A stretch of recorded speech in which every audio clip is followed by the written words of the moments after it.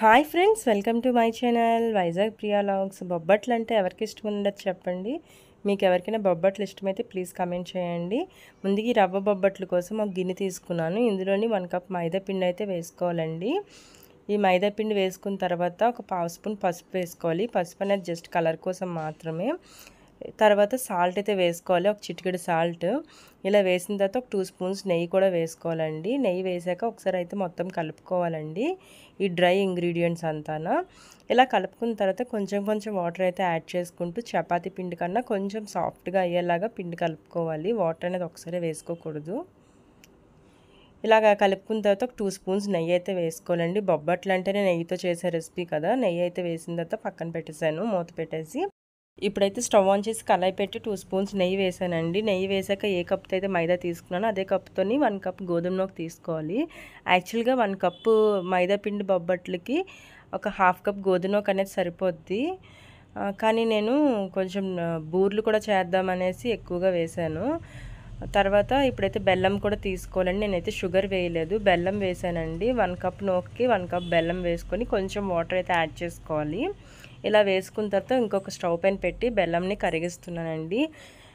బెల్లం కరిగేలోపు మనకి నూక అనేది ఫ్రై అయిపోయింది. ఫ్రై అయిన తర్వాత బెల్లం అయితే ఆపేసాను. అండ్ ఇక్కడైతే ఒక కప్పు కదా నూక వేసాను అండ్ 3 కప్స్ వాటర్ అయితే వేయాలి. యాక్చువల్గా నేను ఇంకొక 1/2 కప్ ఎక్స్ట్రా వేసేసాను, కానీ నాకైతే ఈ కళాయి అనేది సరిపోలేదు. కొంచెం ఇరుకైపోయి ఉండలు కట్టేసే లైట్గాన.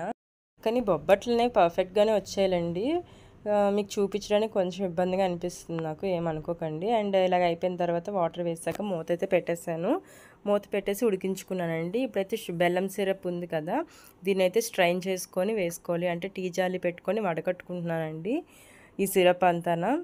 ఇలాగ స్లోగా వేసుకుంటున్నాను. అండ్ అంటే పైకి వచ్చేస్తుందేమో అని భయము. అండ్ ఇలా వేసిన తర్వాత మొత్తం అంతా కలుపుకున్నానండి. ఆ క్లిప్పింగ్ మిస్ అయినట్టుంది. అండ్ ఇందులోనైతే షుగరు ఇలాచి కలిపి చేసిన పౌడర్ ఏమో వేసాను 1 స్పూను. అండ్ మూత పెట్టుకొని ఉడికించుకున్నానండి 2 మినిట్స్.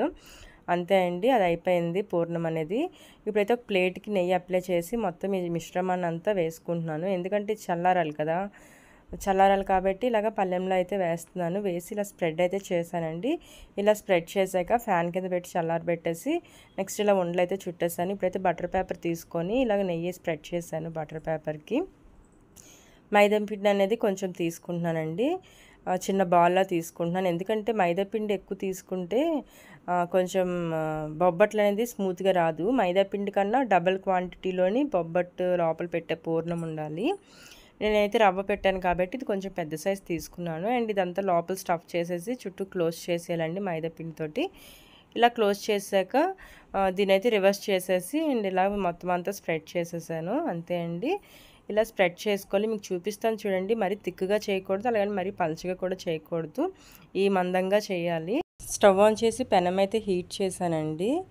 పైన అయితే నెయ్యి అనేది అప్లై చేశాను. అండ్ ఇప్పుడైతే హైలో పెట్టి ఫ్లేమ్ కొంచెం పొగ వస్తుంది కదండి, ఫ్లేమ్ అనేది హీట్ అయింది. ఇప్పుడైతే బొబ్బట్ అనేది వేసేసాను. అండ్ వేసిన తర్వాత పైన నెయ్యి అనేది అప్లై చేయాలి. ఇలా ఈ విధంగా అప్లై చేశాక మనం ఒకసారి తిప్పుకోవాలండి బొబ్బట్ అనేది. అండ్ ఇటువైపు కూడా మనము నెయ్యి అనేది అప్లై చేసేయాలి. ఇలా 2 సైడ్స్ కూడా నెయ్యితో కాల్చుకోవాలండి. అంతే, ఇలా కాలిన తర్వాత నేను డిష్లో అయితే వేసేసానండి. చూపించిన క్వాంటిటీతో నాకైతే 20 పీసెస్ వచ్చాయండి. ఇంకా కొంచెం రవ్వ మిశ్రమం అనేది ఉంచేసాను. మీరు తప్పకుండా ట్రై చేసి ఎలా వచ్చిందో నాకు చెప్పండి. ఇప్పుడు చూపిస్తున్నాను చూడండి, టోటల్గాన తుంచి చూపిస్తున్నాను. చాలా స్మూత్గా సాఫ్ట్గా ఉన్నాయండి. మీకు తినాలనిపిస్తుందా? ఇంకెందుకంటే ఆలస్యం, ప్లీజ్ ట్రై చేసి ఎలా వచ్చిందో రండి కామెంట్ బాక్స్లో చాట్ చేసుకుందాం. Bye friends.